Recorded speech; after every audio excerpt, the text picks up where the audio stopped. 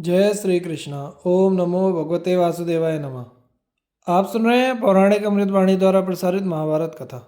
कथा को सुनने के लिए हमारे चैनल को लाइक शेयर एंड सब्सक्राइब करें। ये आगे की कथा प्रारंभ करते हैं। श्री गणेशाय नमः। संक्षिप्त महाभारत द्रोण पर्व। कर्ण का युद्ध के लिए तैयार होना तथा द्रोणाचार्य का सेनापति के पद पर अभिषेक। नारायणं नमस्कृत्य नरं चैव नरोत्तमं देवीं सरस्वतीं व्यासं ततो जय मुदीरयेत्। अंतर्यामी नारायण स्वरूप भगवान श्री कृष्ण, उनके सखा नररत्न अर्जुन, उनकी लीला प्रकट करने वाली भगवती सरस्वती तथा उसके वक्ता भगवान व्यास को नमस्कार करके आसुरी संपत्तियों का नाश करके अंतःकरण पर विजय प्राप्त कराने वाले महाभारत ग्रंथ का पाठ करना चाहिए। राजा जन्मेजय ने पूछा, ब्राह्मण, पितामह भीष्म को पांचाल राजकुमार शिखंडी के हाथ से मारा गया सुनकर राजा धृतराष्ट्र तथा उनके पुत्र दुर्योधन ने क्या किया, वह सब प्रसंग आप मुझे बताइए। वैशंपायन जी बोले, राजन, भीष्म जी की मृत्यु का समाचार सुनकर राजा धृतराष्ट्र एकदम चिंता और शोक में डूब गए। उनकी सारी शांति नष्ट हो गई। रात दिन उन्हें दुखी का विचार रहने लगा। इतने में ही उनके पास विशुद्ध हृदय संजय आया। वह कौरवों की छावनी से रात ही में हस्तिनापुर पहुंचा था। उससे भीष्म जी की मृत्यु का विवरण सुनकर राजा धृतराष्ट्र को बड़ा ही खेद हुआ। वे आतुर होकर रोने लगे और फिर पूछा, तात, महात्मा भीष्म जी के लिए अत्यंत शोकातुर होकर फिर कौरवों ने क्या किया। वीर पांडवों की विशाल और विजयिनी वाहिनी तो तीनों लोकों में अत्यंत भय उत्पन्न कर सकती है। अब भला दुर्योधन की सेना में ऐसा कौन महारथी है जिसकी उपस्थिति में ऐसा महान भय सामने आने पर भी वीरों का धैर्य बना रहे।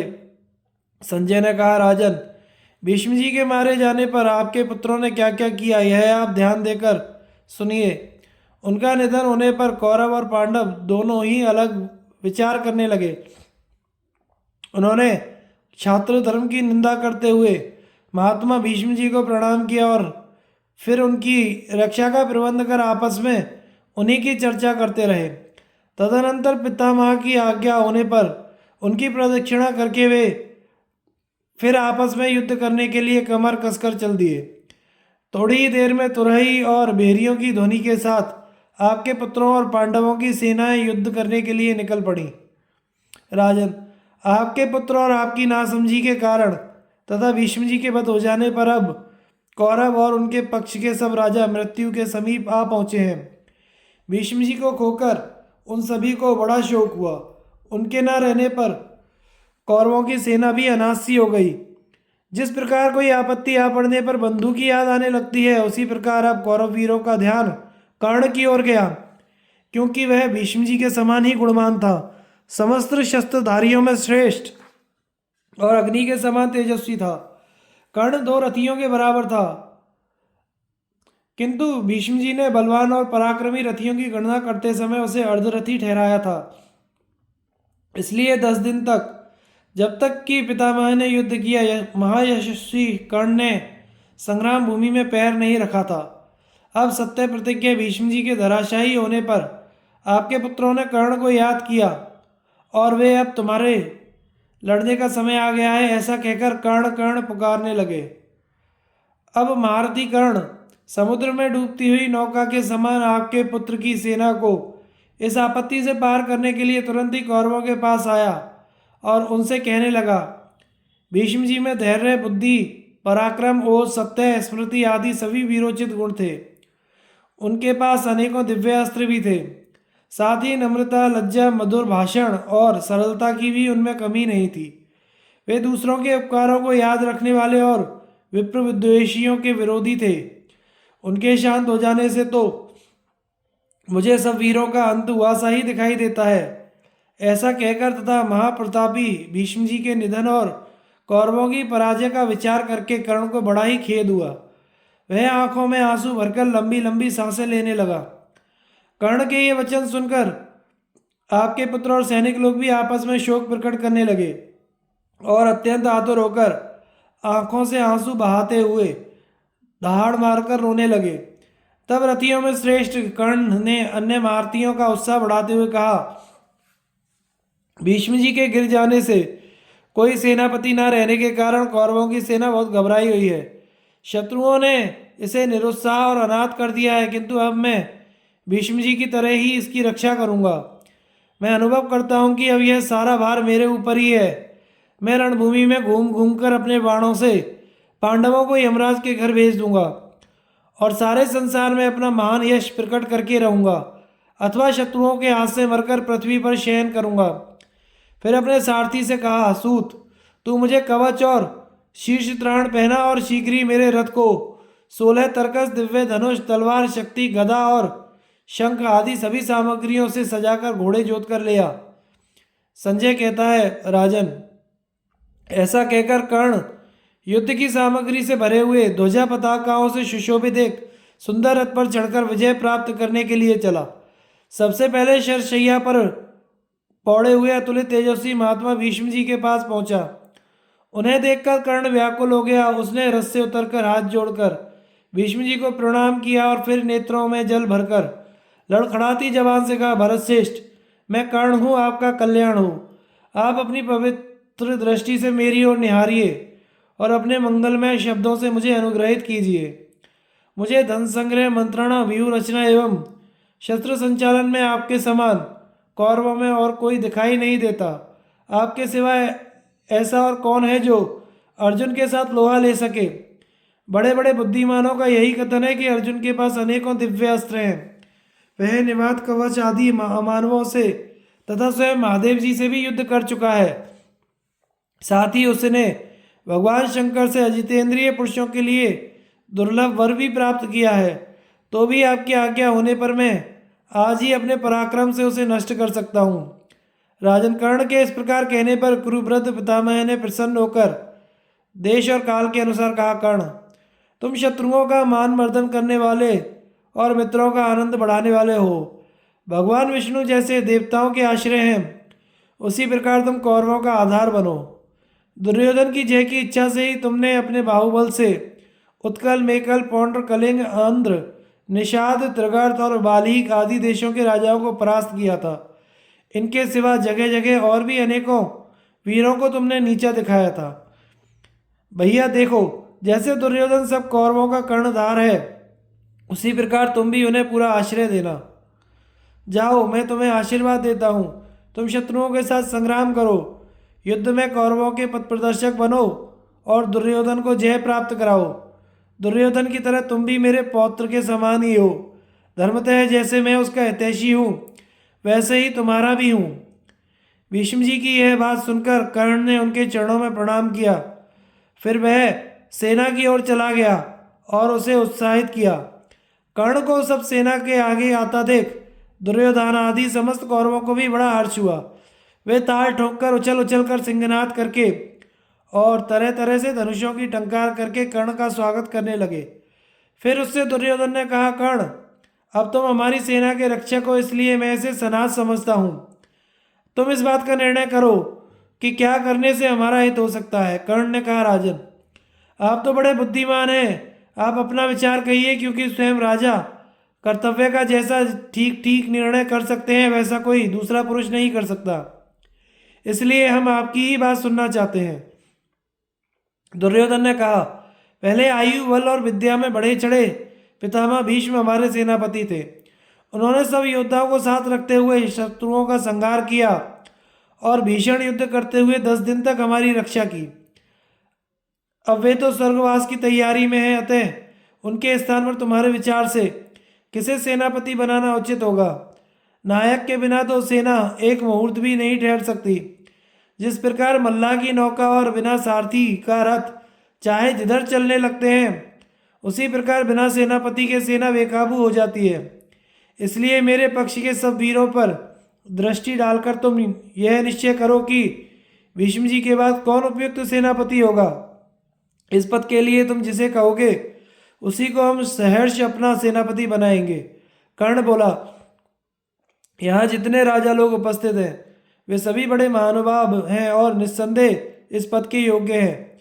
ये सभी कुलीन, गठीले शरीर वाले, युद्ध कला में कुशल तथा बल, पराक्रम और बुद्धि से संपन्न हैं। सभी शास्त्रज्ञ, बुद्धिमान और युद्ध में पीठ ना दिखाने वाले हैं। किंतु एक साथ सभी को तो सेना नायक बनाया नहीं जा सकता। इसलिए जिस एक में सबसे अधिक गुण हो उसी को इस पद पर नियुक्त करना चाहिए। मेरे विचार से तो समस्त शस्त्रधारियों में श्रेष्ठ आचार्य द्रोण को ही सेनापति बनाना उचित है, क्योंकि ये सभी योद्धाओं के आचार्य और गुरु हैं और वयोवृद्ध भी हैं।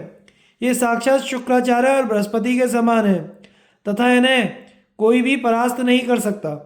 अतः इनके रहते और कौन हमारा सेनापति हो सकता है। आपके ये गुरुदेव सभी सेना नायकों में, सभी शस्त्रधारियों में और सभी बुद्धिमानों में श्रेष्ठ हैं।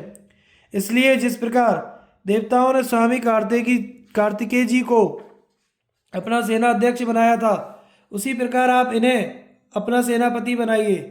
कर्ण की यह बात सुनकर दुर्योधन ने सेना के बीच में खड़े हुए आचार्य द्रोण के पास जाकर कहा, भगवान, वर्ण, कुल, उत्पत्ति, विद्या, आयु, बुद्धि, पराक्रम, युद्ध कौशल, अजेयता, अर्थ ज्ञान, नीति, विजय, तपस्या और कृतज्ञ आदि सभी गुणों में आप सबसे बढ़े चढ़े हैं। आपके समान राजाओं में कोई भी हमारा रक्षक नहीं है। अतः इंद्र जिस प्रकार देवताओं की रक्षा करते हैं उसी प्रकार आप हमारी रक्षा कीजिए। हम आपके नेतृत्व में ही शत्रुओं पर विजय करना चाहते हैं। अतः आप हमारे सेनापति बनने की कृपा करें। यदि आप हमारे सेनापति हो जाएंगे तो हम अवश्य ही राजा युधिष्ठिर को उनके अनुयायी और बंधु बांधवों सहित जीत लेंगे। दुर्योधन के इस प्रकार कहने पर उसे हर्षित करते हुए सब राजाओं ने द्रोणाचार्य की जय जयकार की। वे सब द्रोणाचार्य का उत्साह बढ़ाने लगे। तब आचार्य ने दुर्योधन से कहा, राजन, मैं 6 अंग युक्त वेद, मनु जी का कहा हुआ अर्थशास्त्र, भगवान शंकर की दी हुई बाण विद्या और कई प्रकार के अस्त्र शस्त्र जानता हूँ। तुमने विजय की अभिलाषा से जो जो गुण बताए हैं उन सभी को निभाता हुआ मैं पांडवों के साथ संग्राम करूंगा, किंतु मैं द्रुपद पुत्र धृष्टद्युम्न का वध किसी प्रकार नहीं कर सकूंगा, क्योंकि उसकी उत्पत्ति तो मेरे वध के लिए ही हुई है। राजन, इस प्रकार आचार्य की अनुमति मिलने पर आपके पुत्र दुर्योधन ने उन्हें विधि पूर्वक सेनापति पद पर अभिषिक्त किया। उस समय बाजों के घोष और शंखों की ध्वनि से सब लोगों ने हर्ष प्रकट किया और पुण्यवाचन, स्वस्ति वाचन, सूत और मागधों की स्तुतिगान और ब्राह्मणों के जय जयकार से आचार्य का सम्मान किया। द्रोण के सेनापति होने से सब लोग यही समझने लगे कि अब हमने पांडवों को जीत लिया। द्रोणाचार्य की प्रतिज्ञा तथा उनका पहले दिन का युद्ध। संजय ने कहा, राजन, सेनापति का अधिकार प्राप्त करके महारथी द्रोण अपनी सेना की व्यूह रचना कर आपके पुत्रों सहित युद्ध क्षेत्र की को चले। उनकी दाहिनी ओर सिंधुराज जयद्रथ, कलिंग नरेश, आपका पुत्र विकर्ण चल रहे थे। उनकी रक्षा के लिए गांधार देश की घुड़सवार सेना सहित शकुनी उनके पीछे था। बाईं ओर कृपाचार्य, कृतवर्मा, चित्रसेन, विवंशिति, दुशासन आदि वीर थे। उनकी रक्षा का भार सुदक्षिण और आदि कंबोज वीरों पर था। उन्हीं के साथ शक, यवन सेना भी चल रही थी। मद्र, त्रिगर्त, अम्बष्ट, मालव, शिवी, शूरसेन, शूद्र, मलद, सौवीर, कितव और पूर्वी, पश्चिमी, उत्तरी और दक्षिणी देशों के सभी योद्धा आपके पुत्रों के सहित दुर्योधन और कर्ण के पीछे पीछे चल रहे थे। वे सब अपनी अपनी सेनाओं के बल और उत्साह को बढ़ाते जाते थे। समस्त योद्धाओं में श्रेष्ठ कर्ण सेना में शक्ति का संचार करता हुआ सबके आगे चल रहा था। आज कर्ण को देखकर किसी को भी भीष्म जी का अभाव नहीं खलता था। सबके मुंह पर यही बात थी कि आज कर्ण को सामने देख पांडव लोग रण क्षेत्र में नहीं ठहर सकेंगे। अजी कर्ण तो देवताओं के सहित स्वयं इंद्र को भी जीत सकते हैं, फिर इन बल पराक्रमहीन पांडवों की तो बात ही क्या है। भीष्म जी भी थे तो बहुत पराक्रमी, परंतु वे पांडवों को बचाते रहते थे। सो अब कर्ण उन्हें अपने तीखे बाणों से तहस नहस कर देंगे। राजन, इस प्रकार से वे सब सैनिक कर्ण की प्रशंसा करते हुए मन ही मन उसे आदर देते चल रहे थे। रण क्षेत्र में पहुंचकर आचार्य ने अपनी सेना का शकट व्यू बनाया। इधर धर्मराज ने पांडव सेना का क्रौंच व्यू बना रखा था। उस व्यू के मुख्य स्थान पर पुरुष श्रेष्ठ श्री कृष्ण और अर्जुन खड़े हुए अपनी वानर के चिन्ह वाली ध्वजा फहरा रहे थे। इधर आपकी सेना के मुहाने पर कर्ण था। कर्ण और अर्जुन दोनों ही एक दूसरे पर विजय पाने के लिए उतावले हो रहे थे और दोनों ही एक दूसरे के प्राणों के ग्राहक थे, इसलिए दोनों ही की एक दूसरे पर टकटकी लगी हुई थी। इसी समय यकायक महारथी द्रोण आगे बढ़े और सारी सेना के बीच में आपके पुत्र से कहने लगे, राजन, तुमने भीष्म जी के बाद मुझे सेनापति के पद पर प्रतिष्ठित किया है, सो मैं आज तुम्हें उसके अनुरूप फल देना चाहता हूँ। बताओ, मैं तुम्हारा क्या काम करूँ? तुम्हारी जो इच्छा हो मुझसे वही वर मांग लो। इस पर राजा दुर्योधन ने कर्ण, दुशासन आदि से सलाह करके आचार्य से कहा, यदि आप मुझे वर देना चाहते हैं तो महारथी युधिष्ठिर को जीता हुआ पकड़कर मेरे पास ले आइए। यह सुनकर आचार्य ने कहा, तुम कुंती नंदन युधिष्ठिर को कैद करना ही चाहते हो। उनका वध कराने के लिए तुमने वर नहीं मांगा, इसलिए वे धन्य हैं। किंतु दुर्योधन, तुम्हें उनको मरवा डालने की इच्छा क्यों नहीं है? पांडवों को जीतने के पश्चात फिर युधिष्ठिर को ही राज्य सौंपकर तुम अपना सौहार्द तो दिखाना नहीं चाहते। धर्मराज पर तुम्हारा स्नेह है, इसलिए वे अवश्य ही बड़े भाग्यवान हैं। उनका जन्म सफल है और उनकी अजात शत्रुता भी सच्ची है। राजन, आचार्य के ऐसा कहते ही आपके पुत्र के हृदय में जो भाव सदा बना रहता था वह सहसा बाहर प्रकट हो गया। वह प्रसन्न होकर कह उठा, आचार्यपाद, युधिष्ठिर के मारे जाने से मेरी विजय नहीं हो सकती, क्योंकि यदि उन्हें मार भी डाला तो शेष पांडव अवश्य ही हमें नष्ट कर देंगे। सब पांडवों को तो देवता भी नहीं मार सकते, इसलिए उनमें से जो भी बचा रहेगा वही हमारा अंत कर देगा। यदि सत्य प्रतिज्ञ युधिष्ठिर मेरे काबू में आ गए, मैं उन्हें जुए में फिर जीत लूंगा।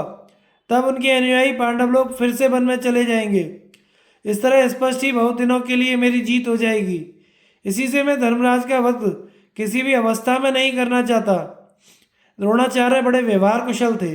वे दुर्योधन का कूट अभिप्राय ताड़ गए, इसलिए उन्होंने उसे एक शर्त के साथ वर देते हुए कहा, यदि वीर अर्जुन ने युधिष्ठिर की रक्षा ना की तो तुम युधिष्ठिर को अपने काबू में आया हुआ ही समझो।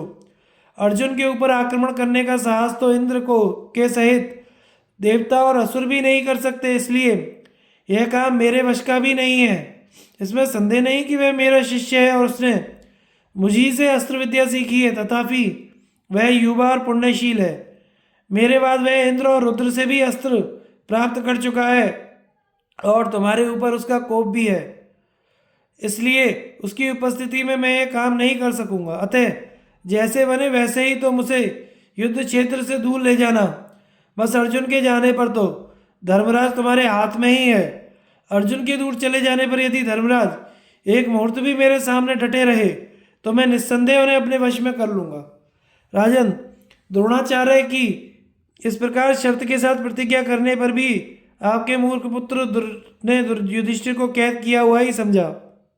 दुर्योधन यह जानता था कि द्रोणाचार्य पांडवों पर प्रेम रखते हैं, इसलिए उनकी प्रतिज्ञा को स्थायी बनाने के लिए उसने यह बात सेना के सभी पांडवों में घोषित करा दी। सैनिकों ने जब यह सुना कि आचार्य ने राजा युधिष्ठिर को कैद करने की प्रतिज्ञा की है तो वे सिंहनाद करते हुए ताल ठोंकने लगे। अपने विश्वासपात्र गुप्तचरों से द्रोण की इस प्रतिज्ञा का समाचार पाकर धर्मराज युधिष्ठिर ने सब भाइयों को तथा दूसरे राजाओं को भी बुलाया। फिर अर्जुन से कहा, पुरुष सिंह, आचार्य जो कुछ भी करना चाहते हैं वह तुमने सुना। अब किसी ऐसी नीति से काम लो जिसमें उनका विचार सफल ना हो। उन्होंने एक शर्त के साथ प्रतिज्ञा की है और उस शर्त का संबंध तुम्ही से है, अतः तुम मेरे पास रहकर ही युद्ध करो, जिससे द्रोण के द्वारा दुर्योधन की इच्छा पूरी ना हो सके। अर्जुन ने कहा, राजन, जिस प्रकार मैं आचार्य का वध नहीं करना चाहता उसी प्रकार आपसे दूर होने की भी मेरी इच्छा नहीं है। ऐसा करने में भले ही मुझे युद्ध स्थल में अपने प्राणों से हाथ धोना पड़े, भले ही नक्षत्र सहित आकाश गिर पड़े और पृथ्वी के टुकड़े टुकड़े हो जाए, तथापि मेरे जीवित रहते स्वयं इंद्र की सहायता पाकर भी आचार्य आपको कैद नहीं कर सकते। इसलिए जब तक मेरे शरीर में प्राण है तब तक आप द्रोण से तनिक भी न डरें। मैं दावे के साथ कहता हूँ कि मेरी ये प्रतिज्ञा टल नहीं सकती। जहाँ तक मुझे स्मरण है मैंने कभी झूठ नहीं बोला, कहीं पराजय प्राप्त नहीं की और न कभी कोई प्रतिज्ञा करके उसे तोड़ा है। महाराज, फिर पांडवों के शिविर में शंख, भेरी, मृदंग, नगाड़ों का शब्द होने लगा। पांडव लोग सिंहनाद करने लगे तथा उनकी प्रतिज्ञाओं की टंकार और तालियों का शब्द आकाश में गूंजने लगा। यह देखकर आपकी सेना में भी बाजे बजने लगे। फिर व्यूह रचना से खड़ी हुई दोनों सेनाएं धीरे धीरे आगे बढ़कर आपस में युद्ध करने लगी। संजय वीरों ने आचार्य की सेना को नष्ट भ्रष्ट करने का बहुत प्रयत्न किया, किंतु उनसे रक्षित होने के कारण वे वैसा कर न सके। इसी प्रकार दुर्योधन के महारथी योद्धा भी अर्जुन से सुरक्षित पांडवी सेना पर काबू न पा सके। द्रोणाचार्य के छोड़े हुए भयंकर बाण पांडवों की सेना को संतप्त करते हुए सब ओर सनसना रहे थे। इसी समय उनमें से किसी भी वीर की दृष्टि आचार्य पर ठहर नहीं पाती थी। इस प्रकार पांडवों की सेना को मूर्छित सी करके वे अपने पहने बाणों से धृष्टद्युम्न की सेना को कुचलने लगे। उनके छोड़े हुए बाण अनेकों रथियों, घुड़सवारों, गजारोहियों और पैदलों का सफाया कर रहे थे। इससे शत्रुओं को बहुत भय होने लगा। आचार्य ने घूम घूम कर सेना को घबराहट में डाल दिया और उनके भय को चौगुना कर दिया। इस समय युद्ध भूमि में रक्त की भीषण नदी बहने लगी, जो सैकड़ों वीरों को यमराज के घर ले जा रही थी, जिसे देखकर कायरों के दिल दहल जाते थे। अब आचार्य द्रोण पर सब ओर से युधिष्ठिर आदि महारथी टूट पड़े, परंतु आपके पराक्रमी वीरों ने उन्हें चारों ओर से घेर लिया। बस बड़ा ही रोमांचकारी युद्ध छिड़ गया। महामायावी शकुनी ने सहदेव पर धावा किया और अपने पहने बाणों से उसके सारथी, ध्वजा और रथ को बीन दिया। इस पर सहदेव ने अत्यंत कुपित होकर शकुनी की रथ की ध्वजा और धनुष को काट डाला। उसके सारथी और घोड़ों को नष्ट करके 60 बाणों से उसे बीन दिया। तब शकुनी गदा लेकर अपने रथ से कूद पड़ा और उसी से सहदेव के रथ के सारथी को रथ से नीचे गिरा दिया। इस प्रकार रथहीन हो जाने पर वे दोनों वीर हाथ में गदाएं लेकर युद्ध करने लगे। द्रोण ने राजा द्रुपद को 10 बाण मारे। उनका जवाब उन्होंने अनेकों बाणों से दिया। इस पर आचार्य ने उन पर उससे भी अधिक बाण छोड़े। भीमसेन ने विभंशिति पर 20 बाणों का वार किया, किंतु इससे वह वीर टस से मस भी ना हुआ। यह देखकर सभी को बड़ा आश्चर्य हुआ। फिर उसने यकायक भीमसेन के घोड़े मार डाले तथा उनके रथ की ध्वजा और धनुष को भी काट दिया। इससे सभी सेना वाह वाह करने लगी। भीमसेन शत्रु का ऐसा पराक्रम सहन नहीं कर सके, इसलिए उन्होंने अपनी गदा से उसके सब घोड़े मार डाले। दूसरी ओर शल्य ने हंसते हुए अपने प्यारे भांजे नकुल को बींधना आरंभ किया। प्रतापी नकुल ने बात की बात में शल्य के घोड़े, ध्वजा, छत्र, सूत और धनुष को नष्ट कर डाला और अपना शंख बजाया। धृष्टकेतु ने कृपाचार्य के छोड़े हुए तरह तरह के बाणों को काटकर 70 बाणों से उन्हें बीन दिया और 3 तीरों से उनकी ध्वजा काट डाली। तब कृपाचार्य ने बड़ी बाण वर्षा करके धृष्टकेतु को रोका और उसे अत्यंत घायल कर दिया। सात्यकी ने अपने तीखे तीरों से कृतवर्मा की छाती पर वार किया, फिर हंसते हंसते 70 बाणों से उसे घायल कर दिया। इस पर कृतवर्मा ने बड़ी फुर्ती से 77 बाण छोड़े, किंतु उनसे घायल होकर भी सात्यकी पर्वत के समान अचल खड़ा रहा। राजा द्रुपद भगदत्त से भिड़ गए। उनका बड़ा ही अद्भुत युद्ध हुआ। भगदत्त ने राजा द्रुपद को उनके सारथी के सहित बीन डाला तथा उनके रथ और उसकी ध्वजा में भी बाण मारे। इस पर द्रुपद ने कुपित होकर भगदत्त की छाती में बाण मारा। दूसरी ओर भूरिश्रवा और शिखंडी बड़ा भीषण युद्ध कर रहे थे। महाबली भूरिश्रवा ने बाणों की भारी बौछारों से महारथी शिखंडी को आच्छादित कर दिया। इस पर शिखंडी ने कुपित होकर 90 बाणों से भूरिश्रवा को अपने स्थान से डिगा दिया। क्रूरकर्मा राक्षस घटोत्कच और अलम्बुश दोनों ही सैकड़ों प्रकार की मायाएं जानने वाले थे और अभिमानी होने के कारण एक दूसरे को नीचा दिखाने पर तुले हुए थे। वे सबको आश्चर्यचकित करते हुए अंतर्ध्यान होकर युद्ध करने लगे। इसी प्रकार चेकितान और अनुविंद तथा क्षत्रदेव और लक्ष्मण का भी संग्राम होने लगा। इसी समय पौरव गर्जना करता हुआ अभिमन्यु की ओर दौड़ा। दोनों का बड़ा घोर युद्ध छिड़ गया। पौरव ने बाणों की वर्षा से अभिमन्यु को बिल्कुल ढक दिया। तब अभिमन्यु ने उसकी ध्वजा, छत्र, धनुष को काटकर पृथ्वी पर गिरा दिया। फिर 7 बाणों से उसने पौरव को, 5 से उसके सारथी तथा घोड़ों को घायल कर दिया। इसके बाद वह ढाल तलवार लेकर पौरव के रथ के जुए पर कूद पड़ा और वहीं से उसके बाल पकड़ लिए। फिर एक लात से सारथी को रथ से गिरा दिया। फिर तलवार से ध्वजा उड़ा दी और पौरव के बाल पकड़कर झकोरने लगा। जयद्रथ से पौरव की यह दुर्दशा देखी नहीं गई, इसलिए वह ढाल तलवार लेकर अपने रथ से कूद पड़ा। जयद्रथ को आते देख अभिमन्यु ने पौरव को छोड़ दिया और बाज की तरह तुरंत ही रथ से उछलकर उसके सामने आ गया। जयद्रथ ने उस पर प्रास, पट्टेश और तलवार आदि कई प्रकार के शस्त्रों की वर्षा की, किंतु अभिमन्यु ने उन सबको तलवार से ही काट दिया और ढाल से रोक दिया। उन दोनों वीरों की फुर्ती देखने लायक थी। उनकी तलवारों के चलाने, टकराने, रोकने तथा बाहर या भीतर की ओर घुमाने में कोई अंतर नहीं जान पड़ता था। दोनों ही वीर भीतर तथा बाहर की ओर घूमते हुए युद्ध के अद्भुत पैंतरे दिखा रहे थे। इतने में ही अभिमन्यु की ढाल से लगकर जयद्रथ की तलवार टूट गई। इससे वह तुरंत ही अपने रथ पर चढ़ गया। इसी समय अवकाश पाकर अभिमन्यु भी अपने रथ पर जा बैठा। अभिमन्यु को रथ पर चढ़ा देखकर कौरव पक्ष के सब राजाओं ने मिलकर उसे घेर लिया। अतः उसने जयद्रथ को छोड़कर अब सभी सेना को संतप्त करना आरंभ कर दिया। इसी समय शल्य ने उस पर एक अग्निशिखा के समान दैदीप्यमान भयंकर शक्ति छोड़ी। अभिमन्यु ने उछलकर उसे बीच में ही पकड़ लिया और उसी शक्ति को अपने पूरे बाहुबल से शल्य की ओर छोड़ा। उसने राजा शल्य के सारथी को मारकर रथ से नीचे गिरा दिया। यह देखकर राजा विराट, द्रुपद, धृष्टकेतु, युधिष्ठिर, सात्यकी, केके राजकुमार, भीमसेन, धृष्टद्युम्न, शिखंडी, नकुल, सहदेव और द्रौपदी के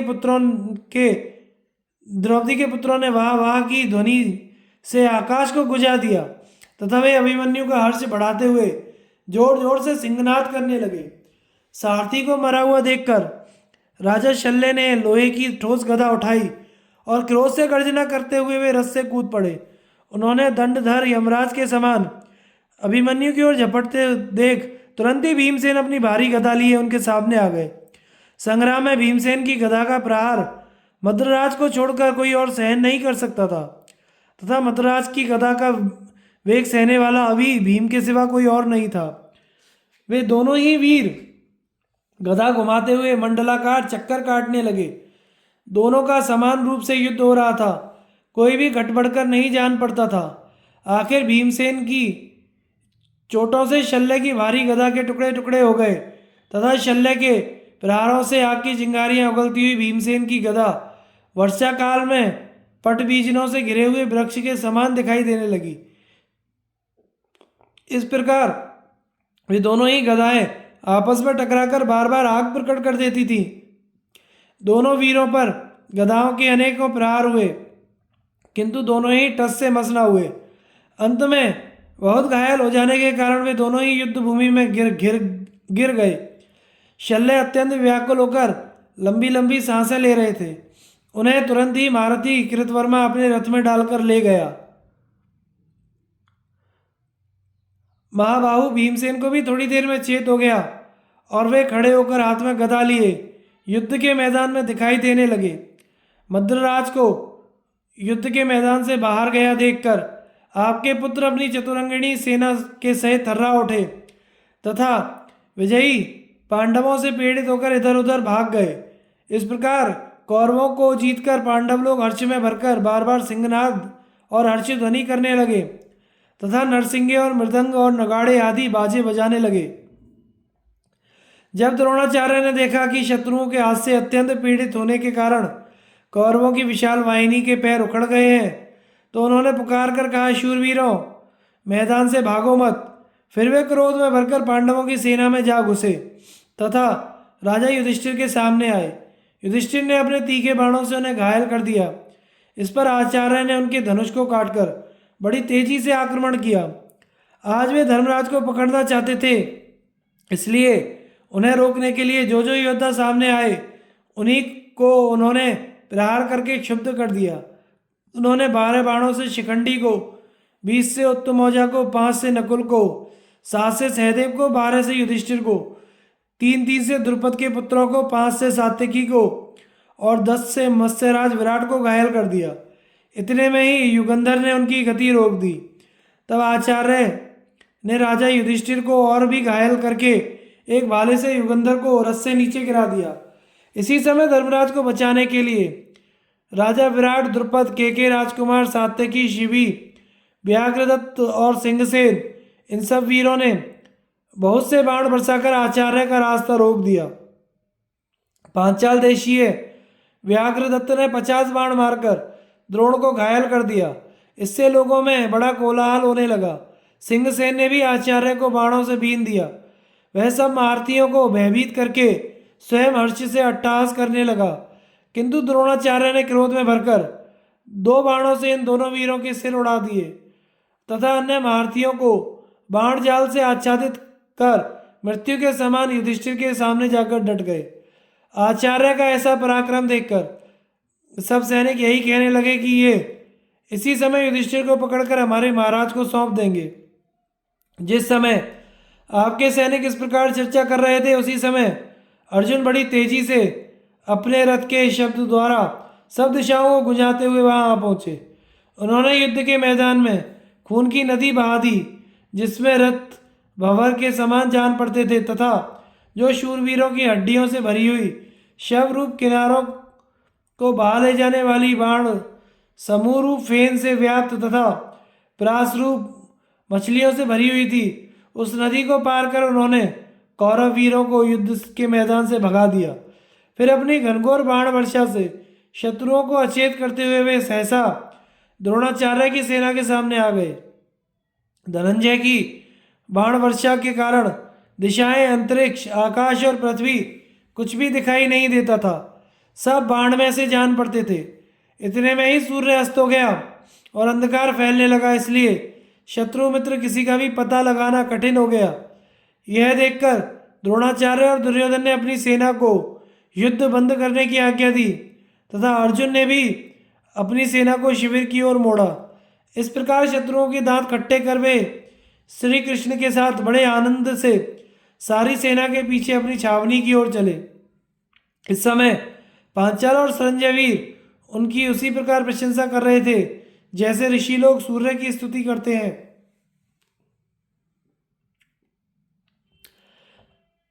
अर्जुन के वध के लिए संशप्तक वीरों की प्रतिज्ञा और अर्जुन का उनके साथ युद्ध। संजय ने कहा, राजन, उन दोनों पक्षों की सेनाओं ने अपने अपने शिविर में जा अपनी अपनी योग्यता और सेना विभाग के अनुसार आराम किया। सेना को लौटाने के पश्चात आचार्य द्रोण ने अत्यंत खिन्न होकर संकोच से दुर्योधन की ओर देखते हुए कहा, मैंने ये पहले ही कहा था कि अर्जुन की उपस्थिति में युधिष्ठिर को देवता लोग भी कैद नहीं कर सकते।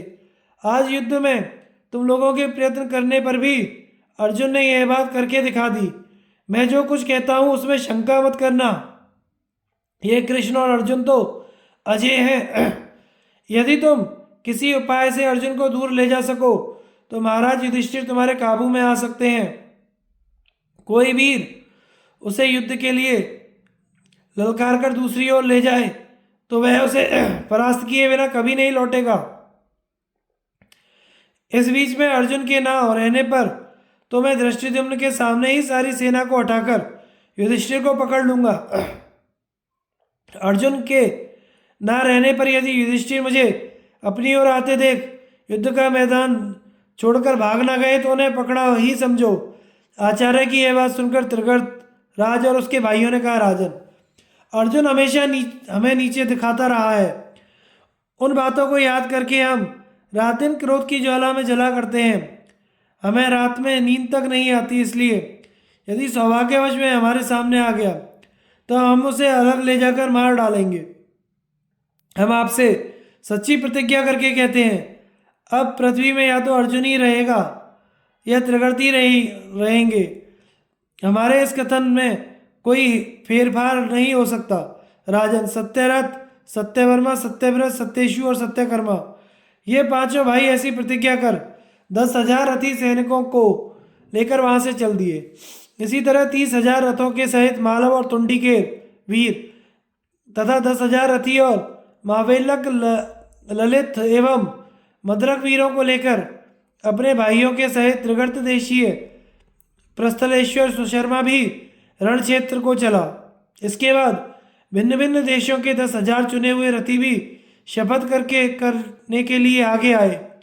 उन्होंने अग्नि प्रज्वलित कर युद्ध करने का नियम लिया और फिर उस अग्नि को साक्षी करके दृढ़ निश्चय पूर्वक प्रतिज्ञा की।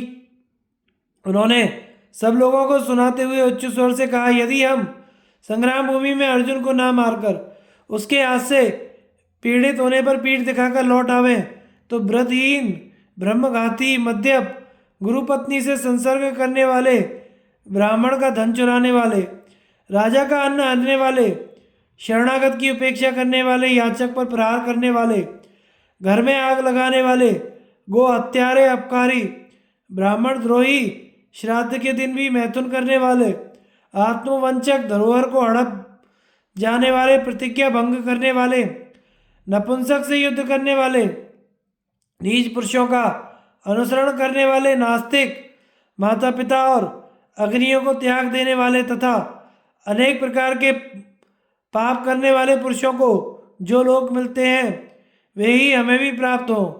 यदि हम संग्राम भूमि में अर्जुन का वध रूप दुष्कर्म कर लें तो निस्संदेह इष्टलोक प्राप्त करें। राजन, ऐसा कहकर वे युद्ध के लिए अर्जुन को ललकारते हुए दक्षिण की ओर चल दिए। उन वीरों के पुकारने पर अर्जुन ने उसी समय धर्मराज युधिष्ठिर से कहा, महाराज, मेरा यह नियम है कि पुकारे जाने पर मैं पीछे कदम नहीं रखता। इस समय संक्षिप्तक योद्धा मुझे युद्ध के लिए ललकार रहे हैं। देखिए, अपने भाइयों सहित यह सुशर्मा मुझे युद्ध के लिए चुनौती दे रहा है, इसलिए आप मुझे सेना के सहित इसका संहार करने का आदेश दीजिए। मैं इनकी चुनौती को सह नहीं सकता। आप सच मानिए, ये सब मरने वाले ही हैं। युधिष्ठिर ने कहा, भैया, द्रोण ने जो प्रतिज्ञा की है वह तुम सुन ही चुके हो। और तुम वही उपाय करो जिससे वह पूरी न होने पावे। द्रोणाचार्य बलवान और शूरवीर हैं। वे शस्त्र विद्या में भी पारंगत हैं तथा युद्ध में परिश्रम को तो वे कुछ नहीं समझते। उन्होंने मुझे पकड़ने की प्रतिज्ञा की है। इस पर अर्जुन ने कहा, राजन, आज यह सत्यजीत संग्राम में आपकी रक्षा करेगा। इस पांचाल राजकुमार के रहते आचार्य अपना मनोरथ पूर्ण नहीं कर सकेंगे। यह पुरुष सिंह युद्ध में काम आ जाए तो और सब वीरों के आसपास रहने पर भी आप संग्राम भूमि में किसी प्रकार ना टकें।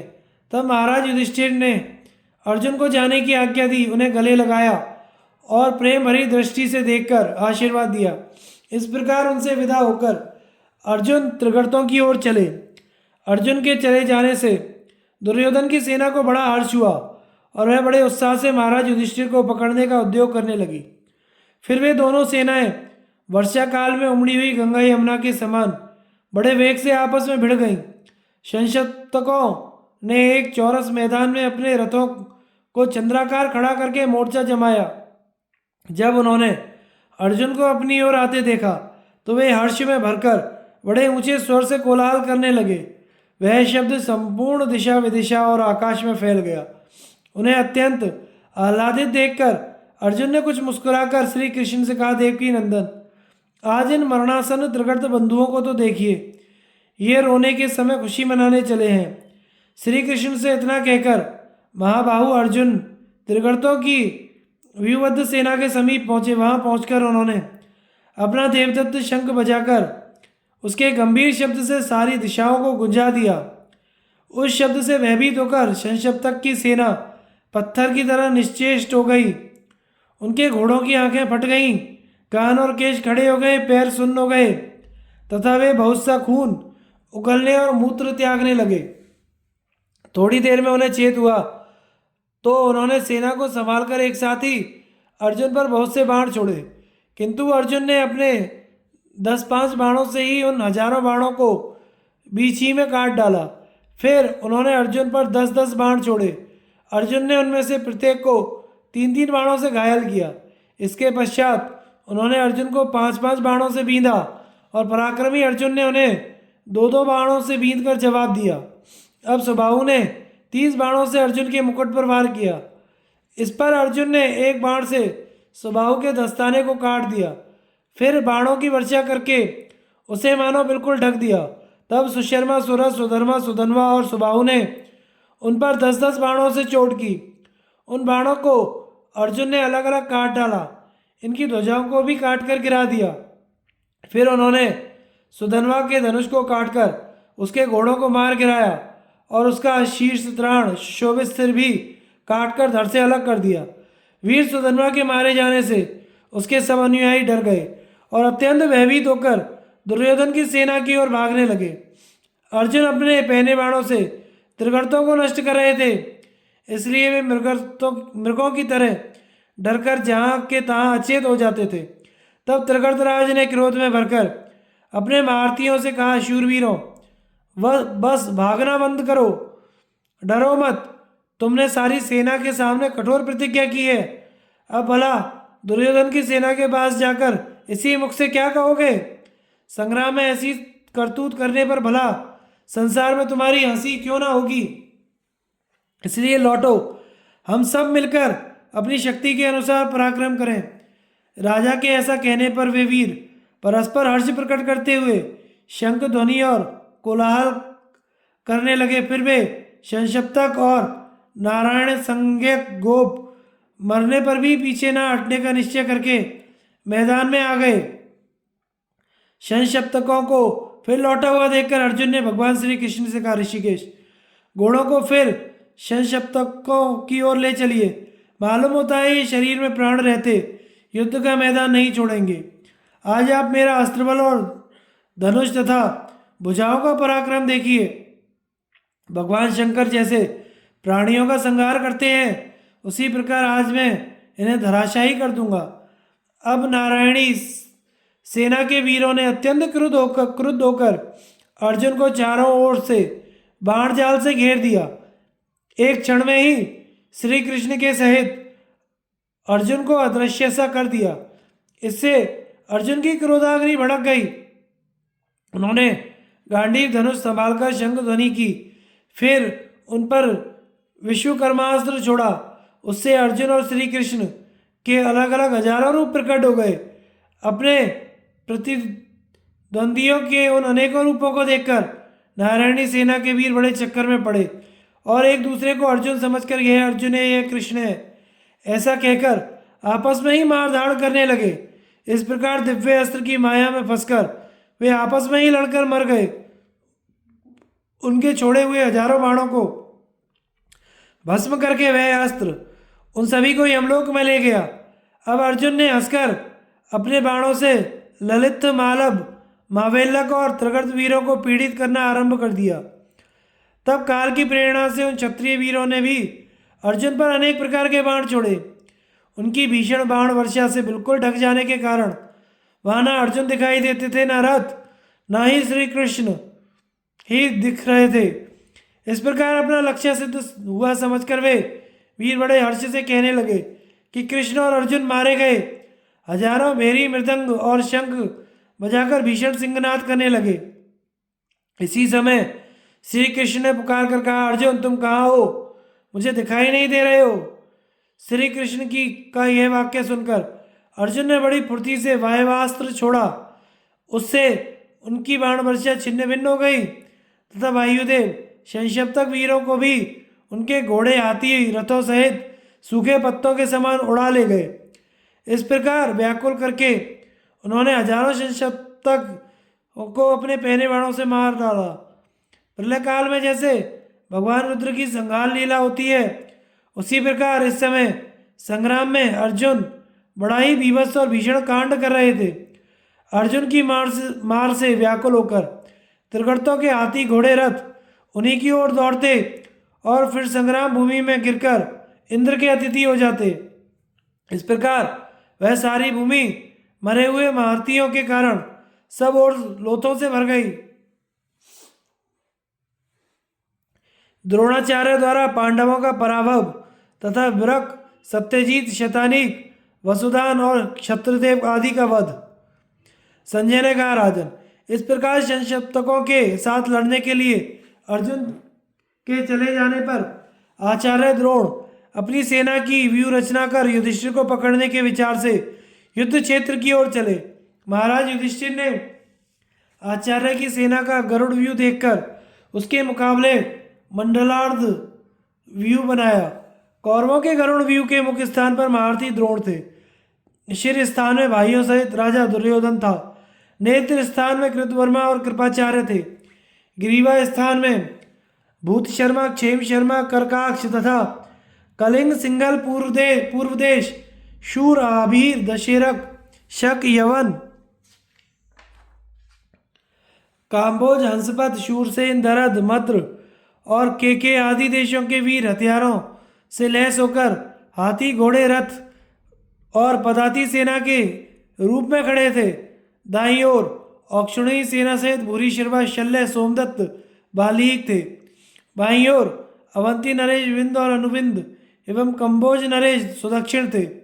इनके पीछे द्रोणपुत्र अश्वत्थामा डटे हुए थे। पृष्ठ स्थान में कलिंग, अंबष्ट, मगध, पौंड्र, मद्र, गंधार, शकुन, पूर्व देश, पर्वतीय देश और बसाती आदि देशों के वीर थे। पूंछ की जगह अपने पुत्र तथा जाति और कुटुंब के लोगों के सहित भिन्न भिन्न देशों की सेना लिए कर्ण खड़ा था तथा हृदय स्थान में जयद्रथ, संपाति, ऋषभ, जय, भूमिंजय, वृष, क्रात और निषदराज बहुत बड़ी सेना के साथ खड़े थे। इस प्रकार पदाती, अश्वारोही, गजारोही, रथी सेना से आचार्य द्रोण का बनाया हुआ वह गरुड़व्यूह वायु के झकोरों से उछलते हुए समुद्र के समान जान पड़ता था। इसके मध्य भाग में हाथी पर चढ़े हुए महाराज भगदत्त बाल सूर्य के समान सुशोभित हो रहे थे। इस अजय और अति मानुष व्यू को देखकर राजा युधिष्ठिर ने धृष्टद्युम्न से कहा, वीर, आज तुम ऐसा प्रयत्न करो जिससे मैं द्रोणाचार्य के हाथ में ना पड़ूं। धृष्टद्युम्न ने कहा, महाराज, द्रोणाचार्य कितना ही प्रयत्न करें वे आपको काबू में नहीं कर सकेंगे। आज उन्हें और उनके अनुयायियों को मैं रोकूंगा। मेरे जीवित रहते आप किसी प्रकार की चिंता ना करें। द्रोणाचार्य संग्राम में मुझे किसी प्रकार नहीं जीत सकते। ऐसा कहकर महाबली धृष्टद्युम्न बाणों की वर्षा करता हुआ स्वयं ही द्रोणाचार्य के मुकाबले में आ गया। यह अपशकुन देखकर आचार्य कुछ खिन्न से हो गए तथा आपके पुत्र दुर्मुख ने धृष्टद्युम्न को रोका। बस दोनों ही वीरों में बड़ा भयंकर युद्ध होने लगा। जिस समय ये दोनों युद्ध में संलग्न थे, द्रोणाचार्य ने अपने बाणों से युधिष्ठिर की सेना को अनेक प्रकार से छिन्न भिन्न कर दिया। इससे कहीं कहीं से पांडवों का व्यू टूट गया। अब वह युद्ध पागलों के समान मर्यादाहीन हो गया। उस समय आपस में अपने पराये का पता भी नहीं लगता था। इस प्रकार जब बड़ा ही घमासान और भयंकर युद्ध चल रहा था, आचार्य ने सब वीरों को चक्कर में डालकर युधिष्ठिर पर आक्रमण किया। राजा युधिष्ठिर आचार्य को अपने समीप पहुंचा देख निर्भयता से बाण बरसाते हुए उनका सामना करने लगे। इसी समय महाबली सत्यजीत उन्हें बचाने के लिए आचार्य की ओर बढ़ा। उसने अपने अस्त्र कौशल दिखाते हुए एक तीखी नोक वाले बाण से आचार्य को घायल कर दिया। फिर 5 बाण मारकर उनके सारथी को मूर्छित कर दिया। 10 बाणों से घोड़ों को घायल कर डाला। 10-10 बाणों से दोनों पार्श्व रक्षकों को बीन दिया। अंत में उनकी ध्वजा भी काट डाली।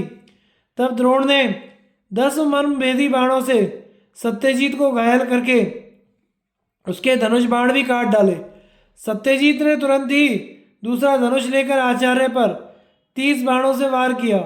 इस प्रकार द्रोण को सत्यजीत के काबू में पड़ा देख पांचाल देशीय भृग ने भी उन पर 100 बाणों की चोट की। यह देखकर पांडव लोग हर्षनाद करने लगे। इसी समय भृग ने अत्यंत क्रोध में भरकर द्रोण की छाती में 60 बाण मारे। तब आचार्य ने सत्यजीत और भृग के धनुषों को काटकर केवल 6 बाणों से भृग को उसके सारथी और घोड़ों सहित मार डाला। इस पर सत्यजीत ने दूसरा धनुष लेकर द्रोणाचार्य जी को उनके सारथी और घोड़ों सहित घायल कर दिया। उनकी ध्वजा भी काट डाली। जब सत्यजीत के हाथ से आचार्य बहुत पीड़ित होने लगे तो उन्हें सहन न हुआ। उन्होंने उसे मारने के लिए बाणों की झड़ी लगा दी। उन्होंने उसके घोड़े, ध्वजा, धनुष, मूठ, सारथी और दोनों पार्श्व रक्षकों पर हजारों बाण छोड़े, किंतु सत्यजीत बार बार धनुष कट जाने पर भी आचार्य के सामने डटा ही रहा। युद्ध भूमि में उसका ऐसा उत्साह देखकर आचार्य ने एक अर्धचंद्राकार बाण से उसका सिर उड़ा दिया। उस पांचाल महारथी के मारे जाने पर धर्मराज द्रोणाचार्य के भय से अपने घोड़ों को बहुत तेजी से हकवाकर युद्ध के मैदान से भाग गए। अब आचार्य ने के सामने मत्स्यराज विराट का छोटा भाई शतानीक आया। वह 6 तीखे बाणों से सारथी और घोड़ों सहित द्रोण को बींधकर बड़ी गर्जना करने लगा। फिर उसने उन पर और भी सैकड़ों बाण छोड़े। तब उसे बहुत गरजते देखकर आचार्य ने बड़ी फुर्ती से एक क्षुरप्र बाण मारकर उसका कुंडल मंडित मस्तक काट डाला। यह देखकर मत्स्य देश के सब वीर भागने लगे। इस प्रकार मत्स्य वीरों को जीतकर द्रोणाचार्य ने चेदी, करुष, केके, पांचाल, संजय और पांडव वीरों को भी बार बार परास्त किया। आग जैसे जंगल को जला डालती है, उसी प्रकार क्रोध में भरे हुए आचार्य को सेनाओं का विध्वंस करते देख सब संजय वीर कांप उठे। जब युधिष्ठिर आदि ने देखा कि आचार्य हमारी सेनाओं को भस्म किए डालते हैं, वे उन पर चारों ओर से टूट पड़े। फिर उनमें शिखंडी ने 5, शत्रुवर्मा ने 20, वसुदान ने 5, उत्तमौजा ने 3, छत्रदेव ने 7, सात्यकी ने 100, युधामन्यु ने 8, युधिष्ठिर ने 12, धृष्टद्युम्न ने 10 और चेकितान ने 3 बाणों से उन पर चोट की। तब द्रोण ने सबसे पहले दृढ़सेन को धराशायी किया, फिर 9 बाणों से राजा क्षेम को घायल किया। इससे वह मरकर रथ के नीचे गिर गया। इसके पश्चात उन्होंने 12 बाणों से शिखंडी को और 20 बाणों से उत्तमौजा को घायल किया तथा एक भल्ल बाण से वसुदान को यमराज के घर भेज दिया। फिर 80 बाणों से शत्रुवर्मा और 26 से सुदक्षिण पर वार किया तथा एक भल्ल से छत्रदेव को रथ से नीचे गिरा दिया। तदनंतर 64 बाणों से युधामन्यु को, 30 से सात्यकी को बींधकर वे फुर्ती से धर्मराज युधिष्ठिर के सामने आ गए। यह देखकर युधिष्ठिर अपने घोड़ों को तेजी से हकवाकर युद्ध क्षेत्र से भाग गए। तब आचार्य के सामने एक पांचाल राजकुमार आकर डट गया। आचार्य ने फौरन ही उसका धनुष काट दिया तथा सारथी और घोड़ों सहित उसका भी काम तमाम कर दिया। उस राजकुमार के मारे जाने पर सेना में चारों ओर से द्रोण को मारो ऐसा कोलाहल होने लगा। किंतु उन अत्यंत क्रोधातुर पांचाल, मत्स्य, केके, संजय और पांडव वीरों को द्रोणाचार्य ने घबराहट में डाल दिया। उन्होंने कौरवों से सुरक्षित होकर सात्यकी, चेकितान, धृष्टद्युम्न, शिखंडी, वृद्धक्षेम और चित्रसेन के पुत्र सेनाबिंदु और सुवर्चा, इन सभी वीर और दूसरे राजाओं को युद्ध में परास्त कर दिया तथा आपके पक्ष के दूसरे योद्धा भी उस महासमर में विजय पाकर सब और पांडव पक्ष के वीरों को कुचलने लगे। द्रोणाचार्य की रक्षा के लिए कौरव और पांडव वीरों का द्वंद्व युद्ध। संजय ने कहा, महाराज, फिर थोड़ी देर में पांडवों की सेना ने लौटकर द्रोण को घेर लिया और उनके पैरों से उठी हुई धूल ने आपकी सेना को आच्छादित कर दिया। इस प्रकार आंखों से ओझल हो जाने के कारण हमने समझा कि आचार्य मारे गए। तब दुर्योधन ने अपनी सेना को आज्ञा दी, जैसे बने वैसे पांडवों की सेना को रोको। यह सुनकर आपका पुत्र दुर्मर्शन भीमसेन को देखकर उनके प्राणों का प्यासा होकर बाण बरसाता हुआ उनके आगे आया। उसने अपने बाणों से भीमसेन को ढक दिया। भीमसेन ने उसे बाणों से घायल कर दिया। इस प्रकार दोनों का भीषण युद्ध होने लगा। स्वामी की आज्ञा पाकर कौरव पक्ष के सभी बुद्धिमान और शूरवीर योद्धा अपने राज्य और प्राण जाने के भय छोड़कर शत्रुओं के सामने आकर डट गए। इस प्रकार शूरवीर सात्यकी द्रोणाचार्य जी को पकड़ने के लिए आ रहा था। उसे कृतवर्मा ने रोका। क्षत्रवर्मा भी आचार्य की ओर ही बढ़ रहा था। उसे जयद्रथ ने अपने तीखे बाणों से रोक दिया। इस पर क्षत्रवर्मा ने कुपित होकर जयद्रथ के धनुष और ध्वजा को काट डाला और 10 नाराजों से उसके मर्म स्थानों पर आघात किया। इस पर जयद्रथ ने दूसरा धनुष लेकर क्षत्रवर्मा पर बाणों की बौछार कर दी। महारथी युयुत्सु ने भी द्रोणाचार्य के पास पहुंचने के ही प्रयत्न में था। उसे सुबाहु ने रोका, किंतु युयुत्सु ने 2 क्षुरप्र बाणों से सुबाहु की दोनों भुजाएं काट डाली। धर्मप्राण युधिष्ठिर की गति मद्रराज शल्य ने रोक दी। धर्मराज ने शल्य पर अनेकों मर्म भेदी बाण छोड़े तथा मद्र नरेश ने भी उन्हें 64 बाणों से घायल करके बड़ी गर्जना की। तब युधिष्ठिर ने 2 बाणों से उनके धनुष और ध्वजा को काट डाला। इस प्रकार अपनी सेना के सहित राजा द्रुपद भी द्रोण की ओर ही बढ़ रहे थे। उन्हें राजा बालीक और उनकी सेना ने बाण बरसाकर रोक दिया।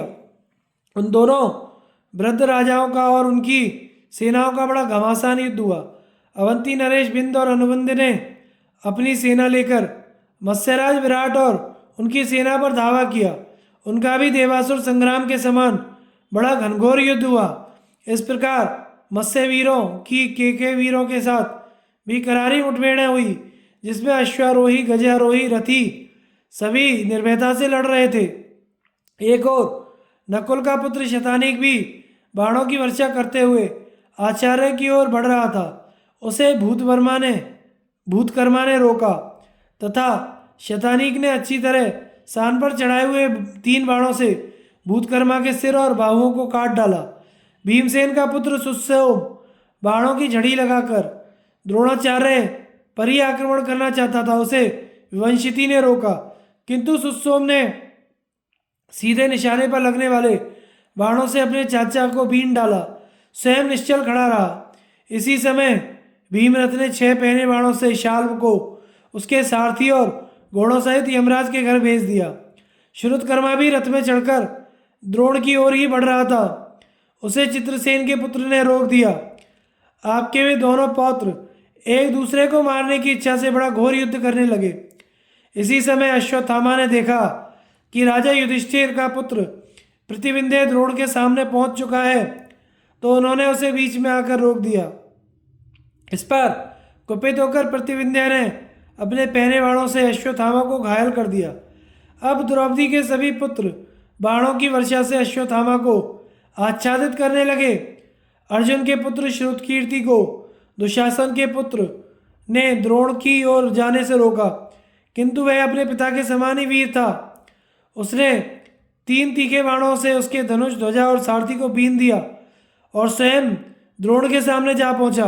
राजन, पटच्चर राक्षस का वध करने वाला वह वीर दोनों ही सेनाओं में बहुत माना जाता था। उसे लक्ष्मण ने रोका। उसने लक्ष्मण के धनुष ध्वजा को काटकर उस पर बड़ी बाण वर्षा की। द्रुपद पुत्र शिखंडी को महामती विकर्ण ने रोका। तब शिखंडी ने बाणों का जाल सा फैलाकर उसे रोक दिया, किंतु आपके वीर पुत्र ने उसे फौरन काट कूट डाला। उत्तमौजा बराबर आचार्य की ओर बढ़ता जा रहा था। उसे अंगद ने रोका। उन पुरुष सिंहों का जो घमासान युद्ध हुआ, उसे देखकर सभी सैनिक वाह वाह करने लगे। महान धनुर्धर दुर्मुख ने पुरोहित को आचार्य की ओर जाने से रोका। इस पर पुरोहित ने उसकी भौं के बीच बाण मारा। कर्ण ने 5 केके भाइयों को रोका। उन्होंने बड़े क्रोध में भरकर कर्ण पर बाण बरसाने आरंभ कर दिए। कर्ण ने भी उन्हें कई बार अपने बाण जाल से बिल्कुल आच्छादित कर दिया। इस प्रकार कर्ण और केके देशों के 5 राजकुमार आपस में बाण वर्षा से छिप जाने के कारण अपने घोड़े, सारथी, ध्वजा और रथों सहित दिखने बंद हो गए। आपके 3 पुत्र दुर्जय, विजय, जय ने नील, काश्य और जयसेन को बढ़ने से रोका। इसी प्रकार क्षेम, धूर्ति और बृहत, इन दोनों भाइयों ने द्रोण की ओर बढ़ते हुए सात्यकी को अपने तीखे तीरों से घायल कर दिया। उन दोनों के साथ सात्यकी का बड़ा अद्भुत संग्राम हुआ। राजा अम्बश अकेला ही आचार्य से युद्ध करना चाहता था। उसे चेदीराज ने बाणों की वर्षा करके रोक दिया।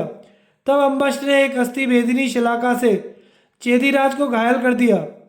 वृषणी वंशीय ब्रदक्षेम का बड़ा पुत्र क्रोध में भरकर जा रहा था। उसे आचार्य कृप ने अपने छोटे छोटे बाणों से रोक दिया। ये दोनों ही वीर अनेक प्रकार के युद्ध करने में कुशल थे। उस समय जिन लोगों ने इनके हाथ देखे, वे ऐसे तन्मय हो गए कि उन्हें किसी और बात का होश ही नहीं रहा। सोमदत्त के पुत्र भूरिश्रवा ने द्रोण की ओर आते हुए राजा मणिमान का मुकाबला किया। मणिमान ने बड़ी फुर्ती से भूरिश्रवा के धनुष, तरकश, ध्वजा, सारथी और छत्र को काटकर रथ से नीचे गिरा दिया। तब भूरिश्रवा ने अपने रथ से कूदकर बड़ी सफाई से तलवार लेकर उसे उसके घोड़े, सारथी, ध्वजा और रथ सहित काट डाला। फिर वह अपने रथ पर चढ़ गया और दूसरा धनुष लेकर स्वयं ही घोड़ों को हाँकता हुआ पांडवों की सेना को कुचलने लगा। इसी तरह दुर्जय वीर पांडवों को आते देखकर उसे महाबली वृषसेन ने अपने बाणों की बौछार से रोक दिया। इसी समय द्रोणाचार्य पर धावा करने के विचार से घटोत्कच गदा, परेख, तलवार, पट्टिश, लोहदंड, पत्थर, लाठी, भुशुंडी, प्रास, तोमर, बाण, मूसल, मुदगर, चक्र, बिंदीपाल, फरसा, धूल, वायु, अग्नि, जल, भस्म, ढेले, तृण और वृक्षादि से सारी सेना को घायल और नष्ट करता हुआ इधर उधर भागता आगे आया। उस पर राक्षसराज अलम्बुश ने तरह तरह के हथियारों से वार किया। उन राक्षस वीरों का बड़ा घोर युद्ध होने लगा। इस प्रकार आपकी और पांडवों की सेना के रथी, गजारोही, अश्वारोही, पदाती सैनिकों की सैकड़ों चोटें बंध गई। इस समय द्रोण को मरने से बचाने के लिए जैसा युद्ध हुआ वैसा इससे पहले ना तो देखा ना ही सुना था। राजन, वहाँ जहाँ तहाँ अनेकों युद्ध हो रहे थे, उसमें कोई घोर था, कोई भयानक, कोई बड़ा ही विचित्र।